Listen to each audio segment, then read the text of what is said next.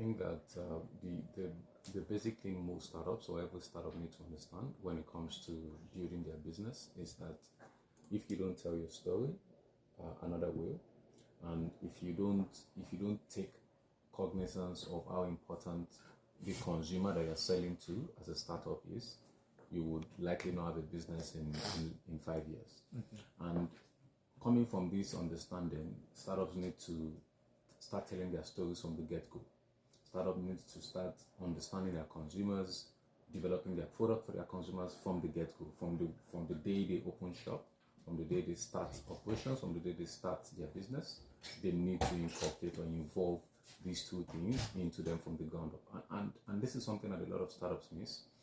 You meet a startup and a startup founder, you ask him, what do you guys do? And he's rambling, he's unable to actually tell what differentiates them in the market. And you ask yourself, if you can't tell me one-on-one what differentiates you in the marketplace, how do you want to tell consumers who you cannot even see? Now, you're seeing me one-on-one at a conference, at an event, and you can't exactly say, this is what my startup does in less than 10, 15 seconds.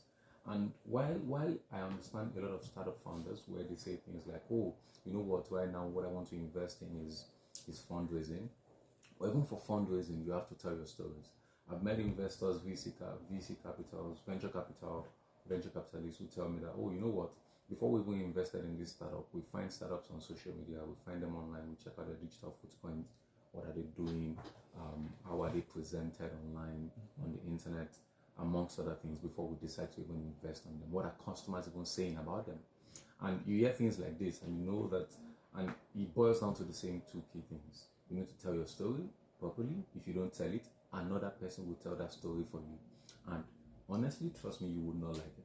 And two, you need to understand your consumers and develop products, offerings that differentiates you within the marketplace for the consumer.